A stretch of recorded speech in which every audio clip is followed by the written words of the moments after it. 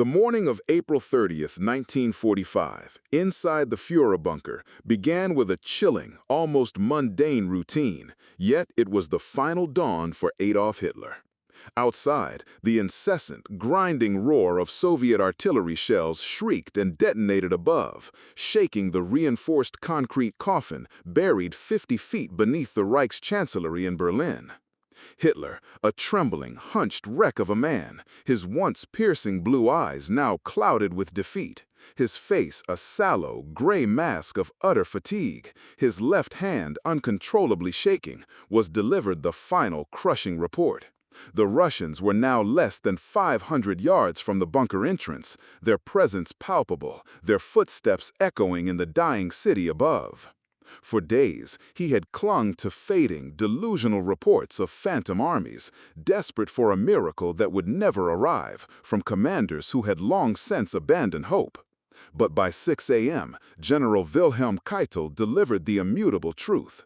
The last relief forces, General Walther Wenck's 12th Army, had been definitively halted and utterly dispersed.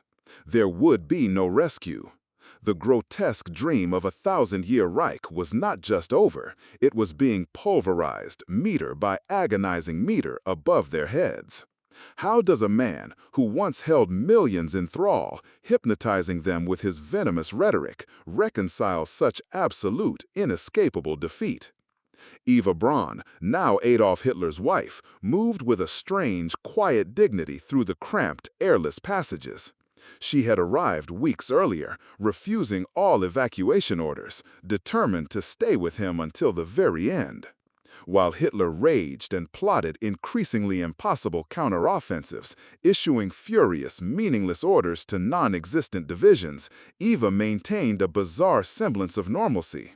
She occasionally sipped champagne, smoked cigarettes, and tried to lift the spirits of the few loyalists who remained, her presence a curious, almost domestic anchor in the heart of apocalyptic chaos.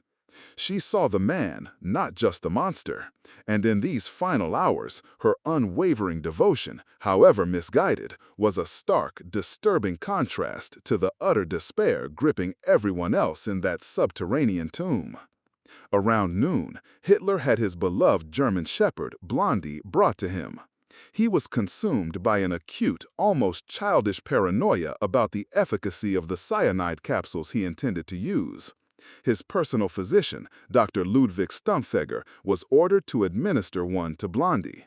The dog's violent, instant death, a shuddering collapse followed by a lifeless stillness, confirmed their potency.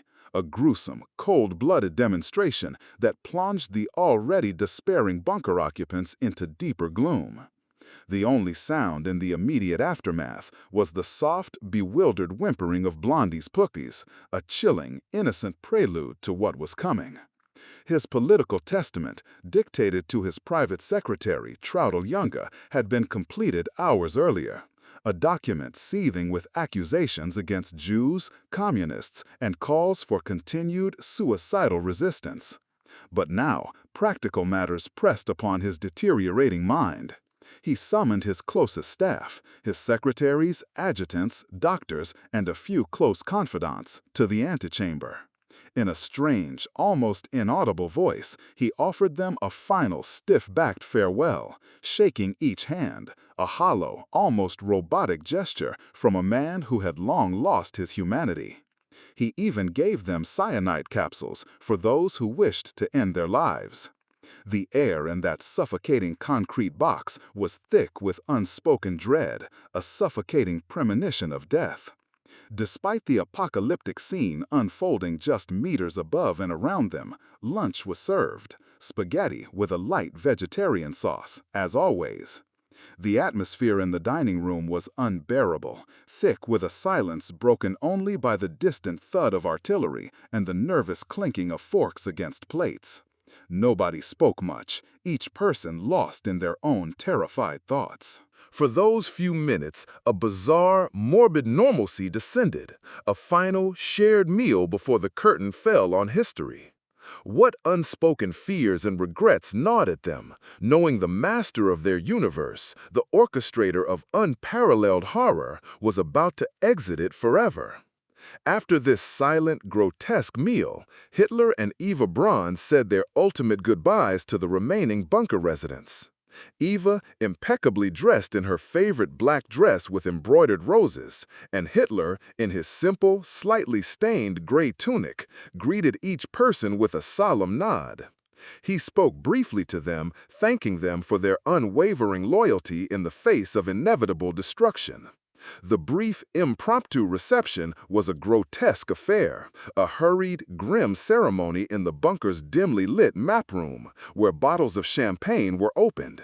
But no one had the appetite for celebration.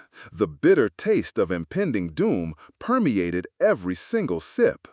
Around 3 p.m., Hitler and Eva withdrew to his private study, a small, sparsely furnished room. Martin Bormann, the powerful head of the party chancellery, and General Wilhelm Bergdorf were among the very last to see him alive, receiving final, precise instructions about the cremation. There were no emotional outpourings, no last displays of affection, only cold, clinical orders. He wanted his body and Eva's burned immediately, utterly destroyed, so that they would not fall into Soviet hands to be paraded as trophies or desecrated. He feared posthumous humiliation more than death itself, a final, desperate act of control. The heavy steel door of the study clicked shut with an ominous finality. Time seemed to crawl to a torturous halt. The minutes stretched into an eternity of agonizing suspense for those waiting outside. Then, a single, sharp gunshot ripped through the oppressive, tomb-like silence of the bunker. It was not the muffled, booming echo of a distant shell, but a singular, decisive crack, clearly originating from within. The sound ricocheted off the cold concrete walls, announcing with brutal finality that the absolute end had arrived. Every person in the bunker froze, their hearts pounding in their chests, a collective gasp swallowed by the suffocating air. They knew.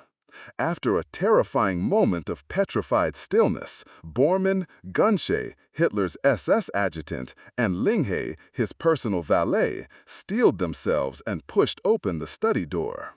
The air inside was thick with the acrid, metallic smell of gunpowder and blood, mingling with the musty odor of the bunker. Hitler was slumped on a small sofa, a dark pool of blood spreading beneath his right temple, his jaw unnaturally slack, a small Walter PPK pistol lying on the floor beside him. Beside him, Eva Braun lay, her legs tucked up, eyes open, a faint, bitter almond scent of cyanide in the air, a testament to a less violent but equally final exit. The clock on the wall, ignored for so long, marked approximately 3:30 p.m. The bodies were then wrapped in coarse gray army blankets, carried with a grim resolve up the emergency stairs and out into the Reich's Chancellery garden, a scene of utter apocalyptic devastation. Shells continued to fall, the earth shaking violently with each impact, but the task was paramount. With desperate urgency, the SS guards doused the shrouded bodies with gasoline from jerry cans. Martin Bormann, his face grim, lit a match. The flames roared instantly, consuming the two figures, twisting and turning in the intense heat. The macabre pyre burned for hours, the sickening smell of burning flesh mingling with the acrid stench of smoke and gunpowder. A final, barbaric ritual under a relentless rain of Soviet fire. Back in the bunker, a strange, almost manic relief initially took hold among some, a momentary exhalation that the nightmare was truly, irrevocably over. Others, however, like Magda Goebbels, were consumed by their own dark, fanatical plans. She would soon, chillingly, murder her 6 innocent children before taking her own life with her husband, Joseph Goebbels, in a final, deranged act of loyalty to a dead ideology. For the remaining survivors, the priority instantly shifted from serving a dead leader to a desperate, often futile scramble for freedom, a frantic dash from the encroaching, vengeful Red Army.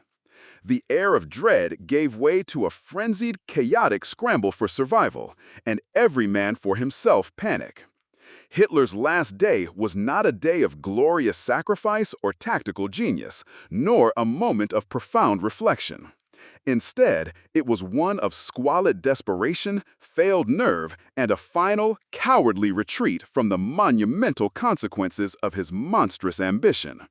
His death, not in a heroic last stand, but in a grim, concrete box, self-inflicted and hidden, starkly reflected the ultimate futility and horror of the regime he had unleashed upon the world.